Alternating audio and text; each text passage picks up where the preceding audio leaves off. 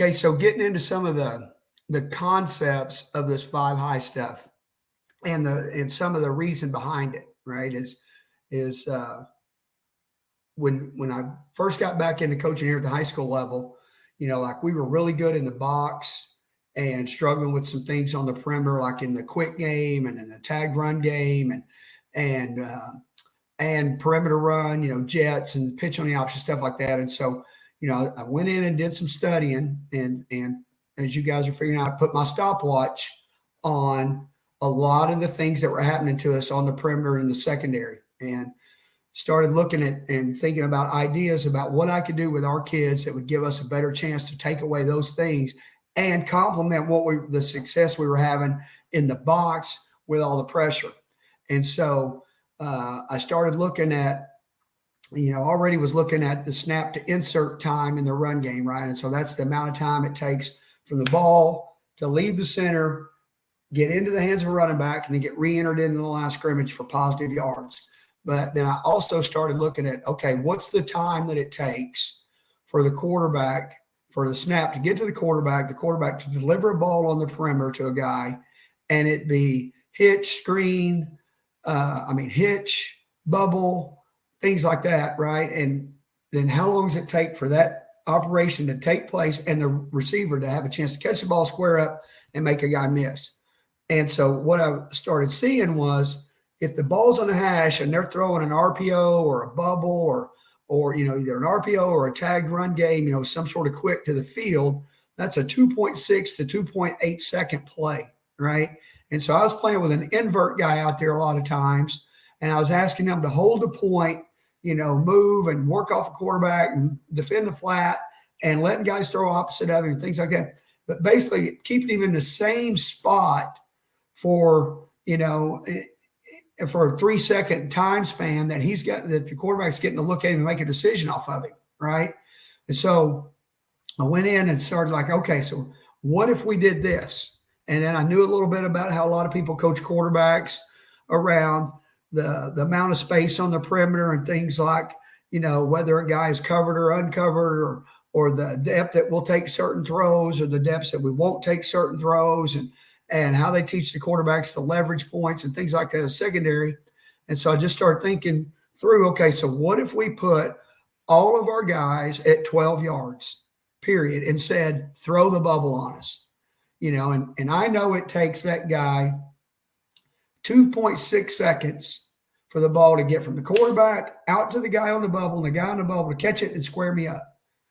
And could I play that from 12 yards, walk down on the snap, drive on the ball as it's being thrown, and make that play? And obviously I decided that we could, and spent some time in that first winter out there with our kids looking at it and, putting a stopwatch on a little bit, things like that. And so I'm saying all this to say, this is where all these concepts came from, is what's the amount of time that we have to operate on the perimeter to mess up the offensive system, right? To take the quarterback and put him in a spot where he can't feel confident about where to throw the ball because I don't know who's down or who's deep. I'm looking at an area of the field and I feel like I have space out there, but then I know on the snap, something's going to happen in that space. And all of a sudden there's going to be guys in it that aren't there now. And do I want to risk throwing into that? And then the same in the run game is like, okay, who on the perimeter do we block and where are they coming from, as opposed to them being able to ID who the guys were. And so the same concept that I've been using in the front for my whole career about, not letting the offensive line ID the front and make decisions before the snap about where they were going and what they were going to do the same thing to the skill guys. Make the skill guys make their decisions on the run with no pre-snap inclination as to what's going on. Everybody's at the same level, and make them figure it out on the run, both in the run game and the pass game. And so that's the premise behind all this five high stuff. The third note here is about the tempo, right? If you put your kids at 12 yards and you teach them how to play down into the quicks and the bubbles, right? And I know that if they're at 12 and I've got 2.6 to get down to, all the kids I've coached can cover 12 yards in 2.5 seconds, If we just teach them how to do it. So we're fine on that one, right? But then, you know, I also have already positioned us where it's really hard to get behind us in the passing game. So they don't have to, nobody has to be moving really fast to go anywhere early. They're already in the move area, so they're already in the area of the field where all the intermediate passes break, squares, comebacks, digs, all that stuff happens around 12 yards. So we're already in the intermediate move area, and we already have a 12-yard jump on the big balls. So looking at all that, then I can spend time on our tempo, and our tempo can be slow in those first two steps. Just slow, and then we go somewhere based on what the quarterback is giving us, right? Also, one of the unintended benefits of that is if you're playing kids both ways and a kid's running routes as a wide receiver, then has to flip over and play defense. Now he's not having to play man and chase guys around the field, or he's not a deep thirds guy lining up at 7 and pedaling and staying deep. I've got guys lining up at 12, and their tempo is slow. So they're almost catching a break on that side of the ball. Okay, we're going to play with zone eyes, and I want to teach our guys to go attack footballs. All right, we always attack the ball from 5 across, and then we spend a lot of time with our kids, and I'll cover this when we do the game planning thing at the last one, about how big is the field that we're defending. And at the high school level, what I know is the field is not 100 by 53, right?